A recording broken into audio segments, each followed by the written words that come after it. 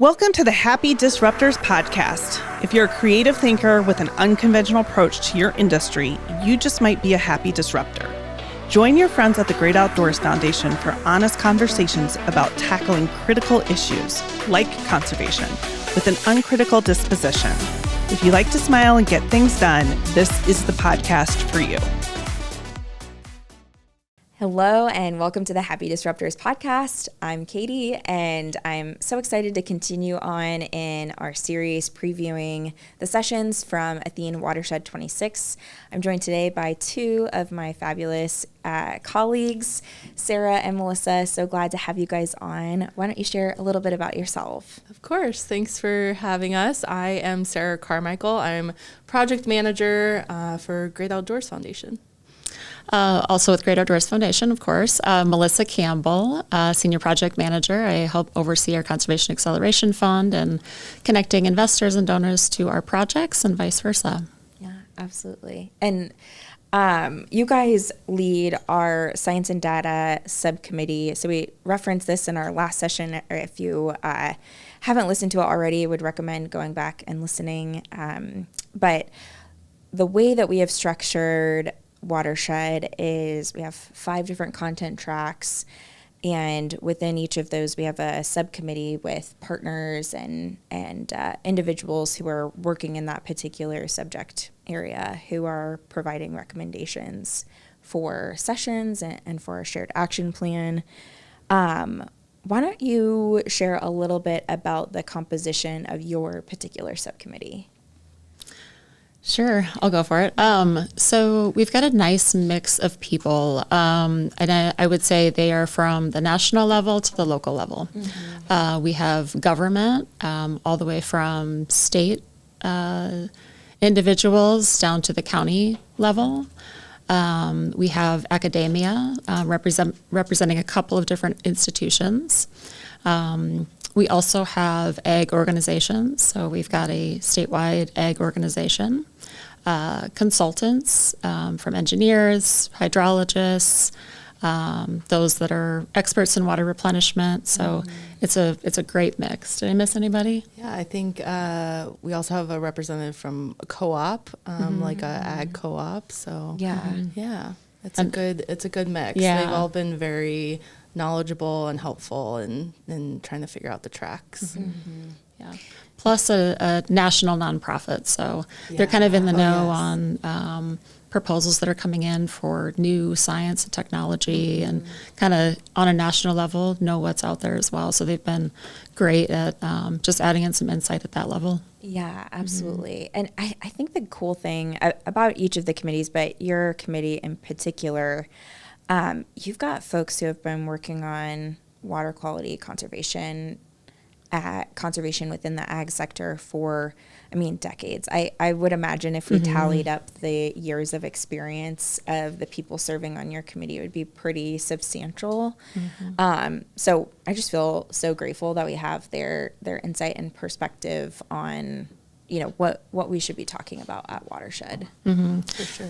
Yeah, I would say, the experience that we have just on our subcommittee, not even talking about on our panel sessions. Yes. The subcommittee has been just amazing. They have that experience and know kind of the history of how we've gotten to where we are. They have really good insight on what we could do going forward. So they're great experts at helping us pick like the right people for our panels. So we have a great discussion. Yeah, a lot of them also have attended many conferences related to water. Right. So they know what works, what makes a good conference, and it's been great working with them. And I think they know, I think everyone from across our subcommittee has attended different types of conferences. Yeah. And so they kind of know, how can we make this unique? How can it not be like any other conference we've been to? Which is hard because there are so many conferences out there. But we know we don't want to be like this conference or this conference because we want to cover so much, we want to bring together so many different topics. I think they've been really good at helping guide us through that. Yeah, and certainly don't want to recreate the wheel, right? There are lots of really great conferences, and I think that is something that kind of sets us apart. We're filling this unique niche within that overall ecosystem of, you know, bringing together a pretty diverse spectrum of individuals, contributors to the sessions, certainly the attendees. So it's always helpful to have that perspective when these individuals are presenting themselves or you know, often exhibitors at a lot of these different conferences. So before we jump into the sessions themselves, let's talk a little bit about the general themes that we will be covering on the science and data sub-track, content track. Session track, right? Yeah, we have a good theme and how we break it out.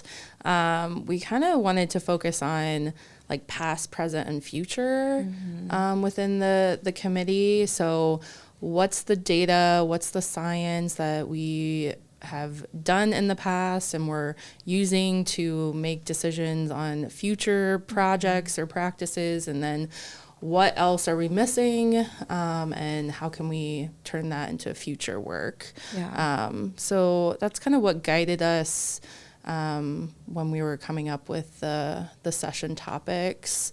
Also trying to make sure we're connecting different worlds. So like the environment, but also public health and the water, but also making sure we're addressing ag and making sure farmers have a voice, the urban and the ag. So we're trying to be as cohesive and collective as possible. I think that's a great overview of the themes. And, you know, I think it's important too to mention that we're looking at national, regional, and local level. So we're not focusing too much on the hyper-local level. But I think also like national perspective is important, as is regional. So Mississippi watershed and beyond, but then also looking at our local watersheds too for context. Yeah, it's so interesting. It would be great if the waterways were just like, nope, I'm crossing a state line now. I have to abide by whatever's happening here. But I am really excited. We have had, from the committee standpoint, but then also from our session contributors, a lot of external, I guess, partners that are outside of the state of Iowa. And just looking at what are some of the strategies that are being used in other parts of the Midwest, even in other areas of the country that we could glean something from those and in terms of implementation here. So I really appreciate the broad perspective that the committee has taken, particularly because if you look at this track versus some of the other content tracks, it's definitely the most, we'll say, like, dense is probably like too intense of a word, but we're talking about, you know, the science of the work that is happening. And so it's really, it's implementation and it's research and it's data. And I think you guys have done an excellent job of curating these sessions so that even if someone is not a practitioner, they would be able to go and attend and come away with some really important high points. Yeah, I think we've been able to extract the most relevant, important data and have great speakers that are able to convey it in a way that's easy to understand for everyone. And I think that everyone can benefit from that. Absolutely. And I think what sets this track apart in this particular conference is, you know, it is science and data, so you expect a lot of PowerPoints, and that's not really going to be the case. You know, we have a lot of great panelists and a lot of panels, and we're going to be having conversations and talking through the data and the science and the technology. But you won't just be talked at, you know, through a PowerPoint. right? And to your point, Melissa, it is less of an in-depth, let's say, case study on one particular implementation model or intervention, and it is what are the takeaways from that, and how can we apply it to this broader context, which is on every single panel there's like multiple organizations represented, multiple fields represented in some cases. So yeah, I'm really looking forward to those conversations. Okay, so without further ado, why don't we jump into just giving a high-level overview of the sessions listeners could look forward to at the Science and Data track. All right. Well, we can go back and forth here to reveal a little information. Okay. The first one is with the Gulf Hypoxia Task Force. Yeah. We want to talk about looking back in the past, like what has been done in the past, what information have we gathered today, and how can we use this to going forward? Kind of like kicks off the whole science and data track. Yeah. And looking ahead to the next 30 years. So we've got a couple of individuals from that task force, I believe, that will be joining us. So I think that's a great way to kick off this session. Hypoxia feels like a big word for people who are not in the water world.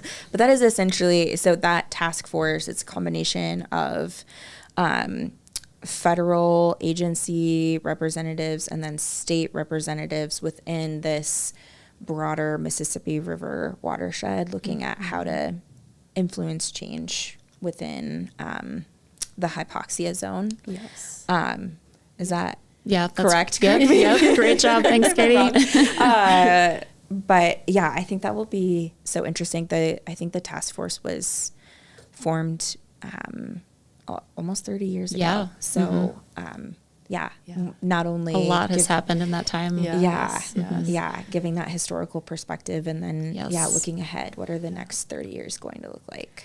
Yeah, and just hypoxia, the concept is the dead zone. You might know that that term.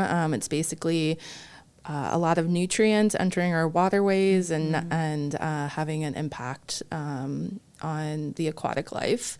And every state that touches the Mississippi has a task force or a strategy to kind of work on decreasing their nutrients. And so this is kind of a national level, or national talk on what that looks like. Many representatives from each state all coming together. We're going to have a few talking at the conference. So excited to hear more about that. That'll be great. Okay, next session, novel reporting and insight, new data, application, and trends. Yes.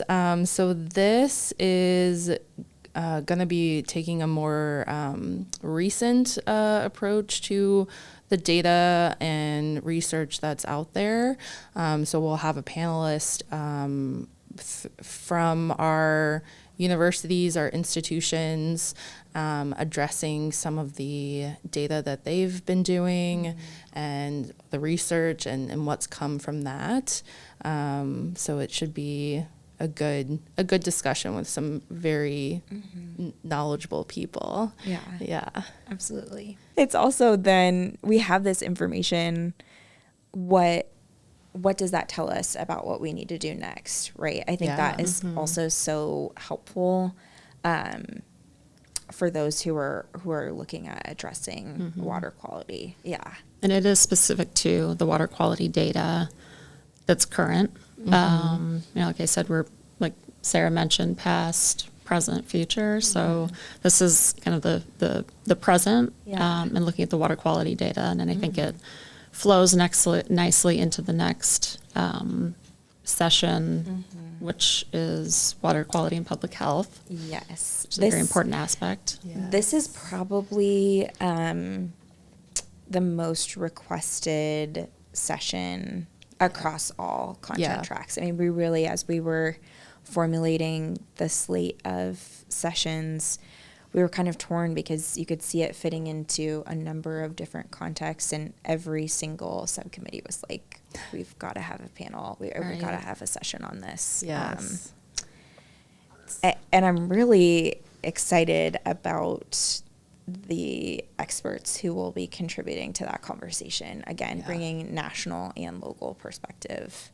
Yeah, it's huge. And regional. Mm-hmm. Yeah. And super interested in what they have to say. I personally have not attended a session from any of these speakers. So, but I know that they've attended other conferences at the regional and national level. So having them come speak locally and on a panel with other people that are local, I think is going to be a great discussion. Yeah, absolutely. Really looking forward to that one. And again, giving our attendees the information that they need, either professionally or personally, to take that next right step and understand the data at hand, because obviously we're talking about health. That's a very has very serious implications, and we don't want to cause unnecessary fear, but we also want to take a really sober approach at the circumstances in front of us. So thrilled with the panelists that will be speaking to that.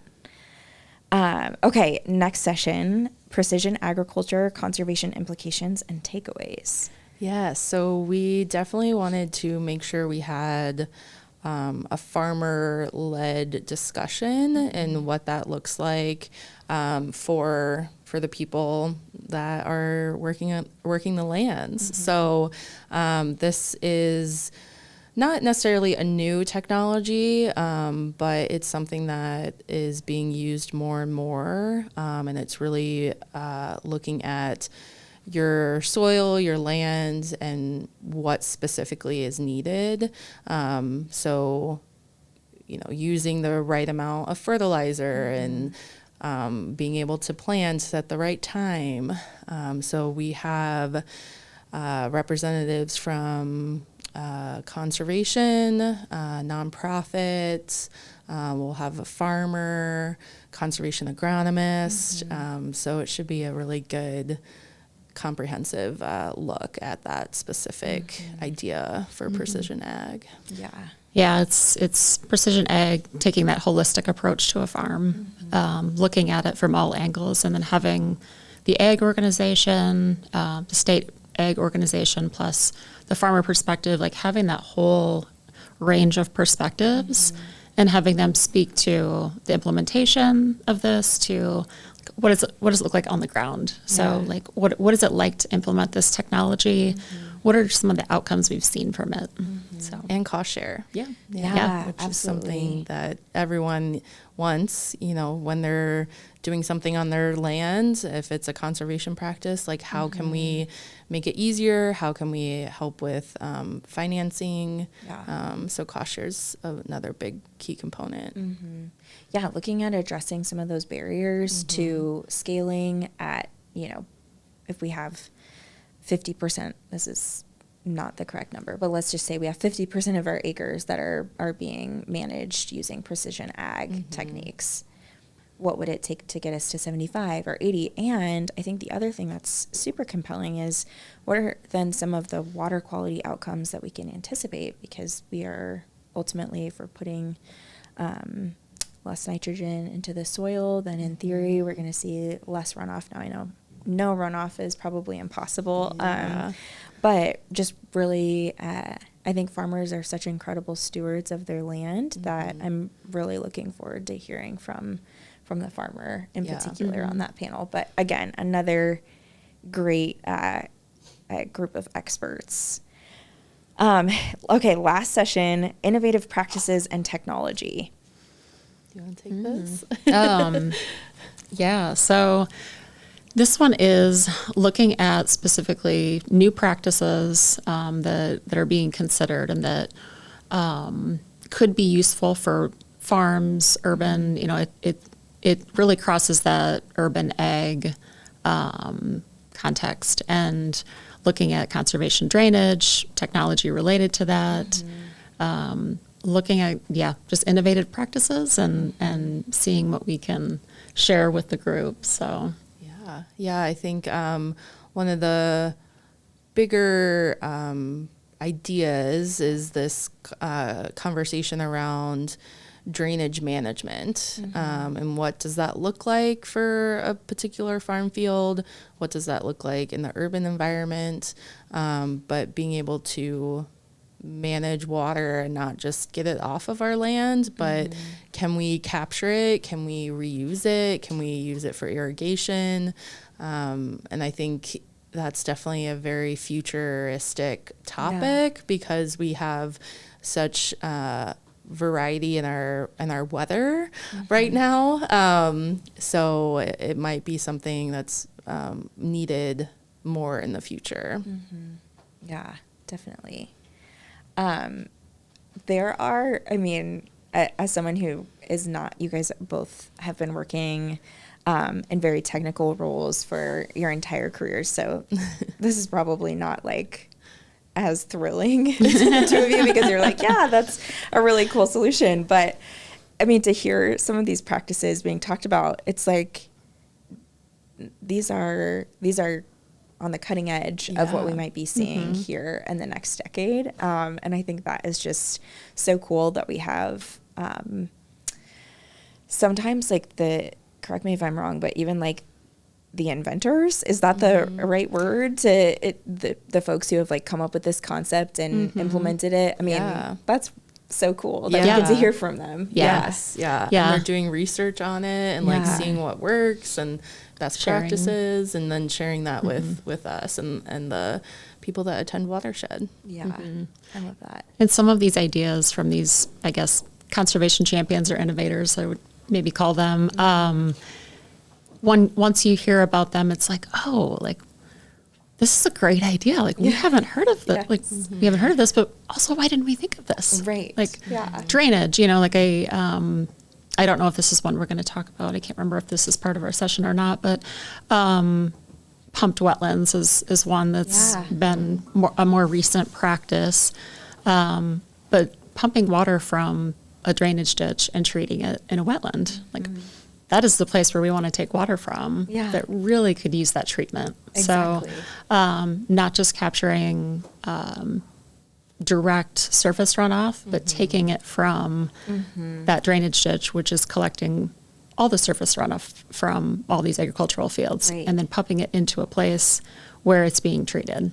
So running it through the liver and kidneys. Yeah, exactly. So cool. And that is water that we know people are trying to get off their land, so that they can farm it, and it's being treated right alongside that drainage ditch. So what a great place to do it. Absolutely. One thing that I neglected to mention, so you guys know, and we mentioned this in our last episode, previewing Watershed sessions, is that we have this dynamic partnerships, sort of our crossover track. It's giving attendees a sampling of each of the different tracks through this lens of dynamic partnerships. And so the very first session we talked about with the Gulf Hypoxia Task Force, that will be our dynamic partnerships session for this particular track. And what a cool, I feel like a good way to capstone the track as a whole, because we've got such great work happening here in Iowa, but it's really happening across the entire region, and obviously like really compelling, interesting work happening across the entire country, looking at how we address conservation in tandem with agriculture. It'll be interesting to hear from other states, and just other perspectives in the region, I think particularly because we have a similar landscape. And looking at what the other states are doing as far as funding, implementing, maintenance, what does that look like for them? Because what I'm finding out is each state is doing it a little bit different. They're funding things a little bit differently. They're approaching their problems a little bit differently because they do have slightly different issues. And but they all have a common theme usually of improving water quality and improving, ag as a whole. So. Yeah. Melissa and Sarah, anything you want to add before we move into our last segment of the episode? I think it's going to be an amazing track, and I think the audience is really for anybody. Yeah, I would agree. I'm super excited about all of the content that we've come up with our subcommittee, and excited to sit in on these sessions and moderate one. Sarah too. Yeah. So Yes. Yeah, it'll be a lively conversation. Agreed. Yes, most definitely. Well, okay, so we are going to jump into Let's Whiteboard It. Melissa, we've got your whiteboard right over here on the table.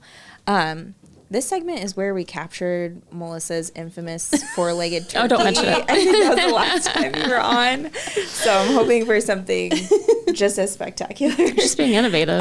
Exactly. They probably would get around better if they had, That's two more right. legs. Okay, so my question for the two of you today is, in one word, how would you describe Athene Watershed 26? So no drawing this time. That's a good point. That's okay. I'm not a draw. I'm not creative. You can. Let's see, one word. You can draw, but It you can needs to be still one only word. use one word. So I'm giving you quite the challenge. So while Melissa and Sarah are writing or drawing their responses, make sure to like and subscribe wherever you are listening. The full Athene Watershed 26 agenda is live on our website at greatoutdoorsfoundation.org, so you can check it out there. We do just want to give a very special thank you to our partners at Athene for acting as our presenting sponsor for this conference. So grateful to have them right alongside us. We have one of their team members serving on our advisory committee and giving input on these sessions as well. So again, make sure, if you haven't already, go register. It's going to be a fantastic conference. Have I given you guys enough time? I was just thinking I needed to say a word that I needed to be able to spell the word too. Because Hannah Jake, Fair. we had this this session where it was big words with a big spoon to try to spell. And I mean, there are hard words like eutrophication, denitrification, sustainability, and it's like you're looking at a camera. Bee? Yeah. Oh my goodness. Yeah. She might get you eventually on camera. HD. She's going to get me tomorrow. If you see a calendar invite, just decline. Yeah. It's tentative right now. But we're all trying to spell. I have mine. You want to go first? My word is hopeful. And I have a lot of hope for this conference. It is the first year. Yeah. And that's big and scary, and Yeah. as you know. Very much. But I really think that there's just going to be a lot of just so many good ideas, good people coming together and trying to solve the world's problems. So I have a lot of hope for it. I love that. Yeah. Melissa, how about you? I saw you erasing. Because I misspelled it. Oh, no. That's okay. Okay, I have to explain this a little bit. But my word is smorgasbord. Ooh, yes. Because I feel like it is not like a complete kitchen sink, but I would say it is like a smorgasbord of ag, finance, outcomes, conservation, water quality professionals, public health, So it's just an amazing mix. It is. Yeah. There's something in there for everyone. Yes. For sure. I love that. Well, thank you guys so much for joining us today. And thanks for listening. Make sure, once again, go to the website and register now for Athene Watershed 26.